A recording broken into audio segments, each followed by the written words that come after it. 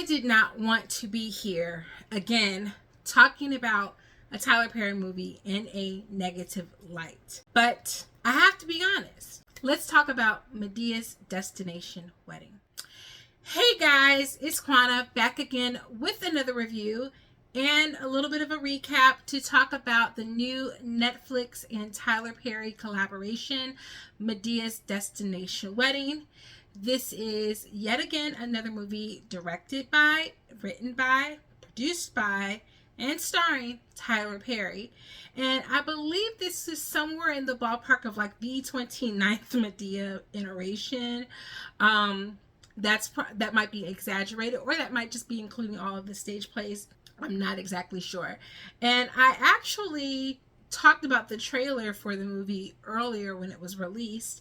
And so I've had opportunity to watch the movie, and I wanted to come to you with a quick review of the movie, as well as my thoughts around the movie in a very honest way. And listen, if you absolutely are a Tyler Perry stan and apologist, and you just know that you're not going to be able to engage with what I have to say in a critical lens type of way, that is absolutely your prerogative, and you can feel free to skip this video. But if you are interested in perhaps a nuanced take from someone who was a Tyler Perry supporter in the early days of his stage plays, in the early days of him becoming a film creator as well, then by all means, please do stay. Please like, watch, share the video, give a thumbs up, make a comment, and just let me know what your thoughts were if you've had an opportunity to watch the movie, which released on July 11th. And just the synopsis of the movie really quickly. Madea says hello. That was actually on Google, guys. Madea says hello to the Bahamas for a family wedding bankrolled by her nephew Brian, who's less than thrilled by the cost, and his future son-in-law. This film stars Tyler Perry, Cassi Davis, Tamela Mann, David Mann, Diamond White, Taja Simpson, Jermaine Harris, and Xavier Smalls. Collectively kind of thought of was a new entry in the Madea cinematic universe that didn't star Madea, need Madea, but should have centered on Madea. So let's talk about Madea's Destination Wedding. And I've just read that synopsis for you, but just to give you a lengthier summary of the film, we are reintroduced to Madea, her brother Joe, his son Brian, her daughter Cora, and Cora's daddy Brown. And then we have, of course, Madea's best friend, Bam. And Brian, who is now divorced from his wife, Tiffany, who had a drug addiction, and we met her character, but not the same actress, in Diary of a Mad Black Woman. Their daughter, Tiffany, who we also met, not being played by the same actress. The original Tiffany was played by Tiffany Evans. And we met her in Diary of a Mad Black Woman. And then their son, I believe he is Brian Jr., if I'm not mistaken. And so we are reintroduced to these characters. Brian's daughter comes to tell him that she is in a serious relationship with this young man named Xavier, or Z for short, and that they are going to get married in 2 weeks, and it's going to be a destination wedding. Her mother, Tiffany, who is now newly remarried to a millionaire, is flexing her husband's wallet all in front of Brian, and then guilt trips him into paying for the wedding that's going to be in the Bahamas. And of course, it's important that the whole gang come along to spend Brian's money and to witness Tiffany's nuptials. And so we get a fish out of water story where we have this ratchet, crazy, zany family of Madea and gang headed to the Bahamas to inflict turmoil and destruction on the Atlantis resort and Brian's purse strings. So that's the premise of the film. There's no reason for that to have been the premise of the film. If we're all completely 100% honest, as likable as Madea is as a character, and the characters and caricatures that surround her, Brown, Bam, Joe, Brian is not on anyone's radar. No one ever sits down to watch a Madea movie and think, I wonder what Brian is up to these days. It is simply a character that, in my mind, Tyler Perry created in order to give a contrast and a juxtaposition to kind of Madea's antics. He's the straight man. And in some instances, he's been the savior of the movie because he is the one character who has a bit more means than some of the other characters. So sometimes when people need money or need something to be paid for, he is the supplier of those things. When they need to get around the legal system, he is an attorney working for the DA's office. Now he is the actual district attorney, so he can provide that. He is literally kind of a deus ex machina for the franchise, and that is absolutely it. We have not gotten much of a character arc, although I will say I didn't mind Brian's character in the first Diary of a Mad Black Woman, but he comes and goes very frequently. We don't see him all the time. He's just not necessary. So again, it wasn't really necessary for him and his family to be the centerpiece of this movie. The movie is called Madea's Destination Wedding, not Madea's family's destination wedding. And so I think that Tyler Perry really missed the boat on what would have been the much funnier storyline here, which would have been somehow or another some man, because Madea has had a lot of them purportedly, has managed to convince Madea to get married, and they're going to the Bahamas for that wedding. Or if there had been an homage to several other black rom-coms kind of films that end with kind of a outtake of Madea waking up after a drunken night in the Bahamas, having surprise gotten married to another character, perhaps Brown, which would have been the punchline in a very long-standing joke of the franchise, because Brown is Cora's father and Madea and Brown can't stand each other. So how hilarious would that have been for them to have done a best man kind of montage or homage, especially unless I've missed something, he's friends with Malcolm Lee. That would have been hilarious for them to wake up at the end of the film having gotten married after a drunken night. There's also no need for this to have been set in the Bahamas. According to what I've read online via IMDb and Tyler Perry's website, the movie was filmed in Atlanta and in the Dominican Republic. Where in the world then do they do the homage to the Atlantis Hotel, which is in the Bahamas?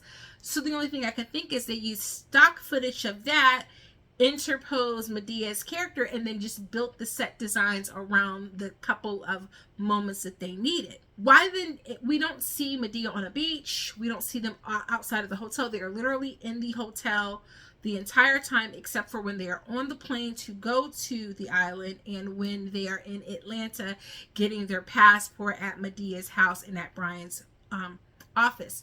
Why then did the film need to be set in the Bahamas? Which I wouldn't have minded, because hello, this would have been the perfect opportunity to give Madea and Bam kind of a Stella got their groove back moments, and Bam is constantly talking about this, and yet we actually never see her flirting with an actual man. How hilarious would that have been? Madea and Bam on the beach in like muumuus, trying to talk to these young guys. That would have been hilarious. The other thing would have been, especially to make the whole like wedding hijinks part make more sense, set it in Vegas, have Madea's but either way, it could have been Madea's destination wedding, with the twist at the end being that Madea gets married, so then that makes the title make sense. Or call it Madea's tropical vacation. But why is Madea not the center of the movie? Because she's the reason we're all here. She's the person we all want to see. And it goes back to Tyler Perry saying that he was going to actually bury this character, but that ended up kind of just being a plot device for Madea's family funeral or whatever. So it ended up not being true. We have Madea back again. It doesn't make sense. So if you're going to resurrect Madea to keep pulling her out when you need these bigger budgeted movies, or you need to kind of get this outpouring of money in, or you just need to go ahead and complete a movie for this contract that you have with Netflix, why not actually make her the centerpiece of the movie? It just doesn't make sense to me. So unfortunately, that means you have 4 characters that are just completely unnecessary. The other thing is just the basic plot. And so now we're going to get into spoilers for the movie. If you don't want spoilers, watch the movie, come back. You know the drill. Brian meets Tiffany's fiance, Z. And in the instance that he meets him, he's in a contentious conversation with his ex-wife. They're at an expensive restaurant that he cannot afford to be in. He doesn't understand why they're there. He doesn't know what's going on. And he's just had this woman dogging him out. And then he sees his daughter, and he sees this guy that she's dating. He doesn't know that she's dating. She never picked up a call and said, "Hey, daddy, I'm dating someone." So already there's understandable trepidation there. Then he looks at the young man, okay, he's got cornrows, he's got a teardrop. Nothing outwardly does he actually look at those things and say they're bad. But when he meets this guy is antagonistic. He's talking about smashing his daughter directly in front of him. He's talking about how they don't need his permission or his blessing for them to get married on the first day that he's meeting him. So he's judging that Brian is going to be judging him harshly. Brian has absolutely every right in that situation to judge him harshly, because how dare you and my daughter come to me with, "We're getting married and it's in 2 weeks, the first time I meet you, and you now want me to pay for it." It just doesn't make sense. Which means that for all intents and purposes, this comedy movie that for some reason feels the need to teach a lesson, a moral lesson, makes Brian the recipient of the moral lesson, and yet that is not the moral failing that he has. It just isn't. So why did we need it? Then we have yet again a movie where the person who has wealth, quote unquote, is the bad guy. And in many of these instances in these films, it's a dark-skinned character. In this instance, it's a dark-skinned wife who is married to a light-skinned man who has money, and she's using her wealth and money to force her daughter to quickly marry a man so that she can get access to more wealth. And especially since we've kind of already had a character arc with this character where she overcame her struggles with addiction, to now then become this heinous person who's using her daughter in this way. Why are we doing that? Again, for what purpose? If Tyler Perry continues to insist that critics don't understand his stuff or that we're uppity, but if you're appealing to an audience of people who most of us, are middle class or lower middle class or lower class, like we're not in your echelon. How many of us actually know someone who's married to a millionaire? Not many of us. Not many of us. So why does that need to be the thing? Instead, just make it normal. One of the characters, Cora, could have been getting married. Brown could have been married. Joe could have been like, they could have all ended up in a car together road trip with them going to Vegas, and Joe about to marry some young girl who's a gold digger who thinks he's got money, and they're racking up money and they're using Brian's card that they stole for the money. They don't even need Brian to be there. He could have borrowed his son's card and then have Brian come on the phone at the end and be like, "Daddy, hijinks," like any other iteration than what was told, because that part of it is the least recognizable to real life. It just is. It just isn't recognizable to real life that happened. But so many other things could have happened and would have been funnier. That part just took me out of the funny, because I understood why. Like, that's not funny that they're making Brian to be the punchline of the joke when he's very reasonably irate and would have every reason to be. So that shouldn't be the punchline. It just shouldn't. That's just not how you do comedy, because you're kicking someone who's down. And then for it to be, don't judge a book by its cover. But that cover was, Z definitely came in really wrong and disrespectful, and he needed to be checked. So that, again, that took me out of it. There's an opening sequence with Cora, Brown, and Madea. Funny. A little implausible, because Cora definitely put $2 in that gas tank. That was way more than $2 worth of gas that Madea was using. But alas, that part was funny. The passport sequence. Again, in what realm are we getting passports on the same day, like regular people getting passports on the same day for something that is non-emergent? Because typically when you have, and again, if they're arguing that Brian and his connections as a DA, that's how he was able to do this, they never give us that. They never even give us that as a hint, because he's not really even there when they're getting the passports. So all I'm thinking, as someone who has gotten passports before and knows that process as a regular middle class person, how are they getting same day services. Now again, that sequence was funny because we have the whole backstory of like Madea always being locked up in a jail and doing criminal behavior, and so she's nervous about being in an actual government building without like it being something held against her will, and they're gonna lock her up. Again, funny sequence, but how we got there doesn't make any sense. But again, great as a standalone. The plane sequence had funny moments.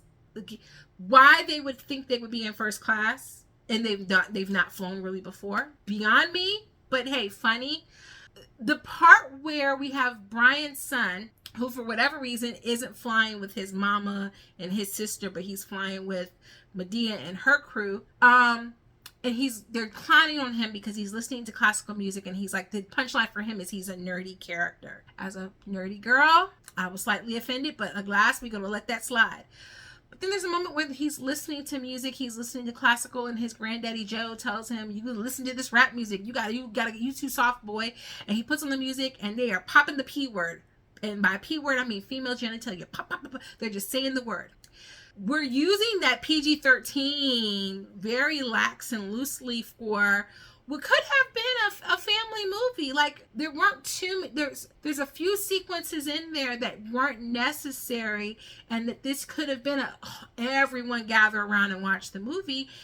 And you keep slicing your audience down by insisting upon making these movies be risque. And you have Cassi Davis, you've got Tamela Mann, you've got David Mann, who all don't do those things. They usually stay out of those scenes because they don't really do that kind of stuff. They're, Christian people, and they don't want to alienate their Christian fan base. So why are you insisting on having that? And I will just tell you how easy it could have been. That character puts on his headphones, you hear a rap bass beat line, he gets startled because he's listening to classical Beethoven's Fifth Symphony, and now you've got to listen to this, and he goes like this, and he hears whatever he's listening to. We don't hear it, we just hear the bass line like coming through the speakers, and then he says, "Granddaddy, they were saying the P word." He's like, then you go into the joke, because Granddaddy doesn't say the P word, he doesn't repeat it, but it's in the song. So now if I want to sit down with my kids who don't know that word, and I don't want them to know that word, and I don't want them to hear that word, and it's definitely clear they're not talking about a little kitty cat. Why is that necessary? And this is where like you lack nuance as a filmmaker, and you lack vision, because why was it necessary to have that if so much of the rest of the movie is meant to be family friendly? It just doesn't make sense to me. But again, the whole setup of that scene, fine, humorous. Then all the stuff, even though I don't love the character of Joe, the stuff with Joe gambling away his son's money, with Madea and Bam and Cora going to the gift shop and spending money, all of that, funny. Brown going down the slide, you can see his little ashy kneecaps when he gets into the slide, going down the slide, funny. But they never leave that hotel. So why was it necessary for us to go to the Bahamas? It just wasn't. In fact, it could have been a cruise. It could have been Madea on a cruise. It wasn't necessary for them to be on the Bahamas. It could have been on a cruise ship. It could have been in Vegas. It could have been anywhere, because we never actually see them engaging with the actual island. Then we get back to the storyline with Brian, Tiffany, Xavier, and Brian, mistakenly thinking that Xavier is cheating on her, and then finds out all of the different things, and he confronts him, and then that's when the whole, you've been judging me. But he wasn't wrong to judge you, because you were outlandish the first time you met this man. And then we've speed race through to the end of the movie, where we don't see them actually get married, because I guess Tyler Perry said, I've already done a big fancy wedding before in the movies, let's just wrap it up and go. And they actually say that, can we just wrap it up and get to the kissing part? And they just pronounce them husband and wife, and now they're married. And then we get to the end of the movie with the ultimate punchline of how much money Madea and all of them have spent on this trip on Brian's dime, and that is the end of the movie. It is not about expecting Tyler Perry to be the next Ryan Coogler, to be the next Ava DuVernay, to be the next John Singleton, to be the next I'm forgetting names right now. Gina Prince Blythewood, to be Forrest Whitaker, to be Kevin Rodney Sullivan, who directed How Stella Got Her Groove Back, to be Malcolm Lee. It is not about expecting him to be any of those people. He can be his own filmmaker with these characters that he created. But it's just about him learning to self-edit and how to write a narrative, because the film is called Madea's Destination Wedding, but if we were to say who is the protagonist of this film, it's Brian. What is the conflict of this film? It's Brian in conflict with his ex-wife, daughter, and future son-in-law over paying for this expensive, all-exclusively paid wedding in the Bahamas that he cannot afford. Him being in conflict with that, and then the resolution. That is the plot line if we were to plot out this movie. And none of those characters are characters that we care about, exclusive to Madea. So why not make Madea the protagonist in her movie? Madea heads to the Bahamas to get married to some African prince that has wooed her online and is swindling her and isn't real, right? And then on the flip side of the outtake, she gets married to him at the end. Like, there's so many other funny scenarios that could have made this a true comedic moment. And yet, what we end up getting is more like these vignettes. And that was the other thing. I was talking to my niece and I just said, honestly, I would have rather just had like a collection of Madea stories, like Madea's Tall Tales and Legends, essentially, where it was just vignettes, where we had that beginning vignette of the gas station situation, where we had Madea gets a passport, where we had Madea goes to the grocery store. Then we had like history lessons with Madea, because we know Madea is always like claiming that she had beef with Rosa Parks or something. So we have these moments of like almost like drunken history, where Madea is superimposed into these historical moments. Like, I would actually much rather prefer that. And so it's just disappointing, because when Tyler Perry started criticizing people around the time of Mea Culpa, and he started calling critics uppity, and I think what he's missing is that a lot of these people, yes, there are plenty of people who never rock with Tyler Perry, who have been on the Spike Lee bus with regards to Tyler Perry since Jump, but it's, first of all, in view of everything that's been going on, having to change the name from She the People to Miss Governor because of the lawsuit, the current lawsuit by one of his former actors for sexual harassment. In light of all of those things, why not actually take note and listen to people who are purportedly have been your supporters and actually just want you to become a better creative? And I'll say this, as someone who recently went to go see Beyonce in concert, and Tyler Perry was at that same event and has been at several of the events. I don't understand how you watch someone at that caliber and it not tug at you to become a better version of yourself. Tyler Perry created these characters, and they are funny, and some of them are interesting. And wouldn't it behoove him to finally center a movie around these characters exclusively, and not necessarily need all of the stage play fluff that ends up being, at this juncture of his career, it's not biblically sound, it's not appealing to a biblical church-based audience anymore. That's gone. That's not your soul fan base. It's just, unless you have those stragglers on who don't want to let you go because you got them through when churches were telling everybody to burn their CDs and get rid of this and get rid of that, and you were that thing that they could indulge in, and they don't want to let that go. Why not just become a better version of that? Again, like, I'll repeat what my through line was, which was a new entry into the Madea universe that didn't star Madea, need Madea, but should have centered on Madea. That's my thoughts around Madea's Destination Wedding. Let me know your thoughts in the comments. Feel free to like, subscribe to the channel, and share this with anyone who has thoughts around Tyler Perry's work. There's so much good in there, and I think if he surrounds himself with the right creatives, it could be better. But let me know what you think. All right, until next time, toodles.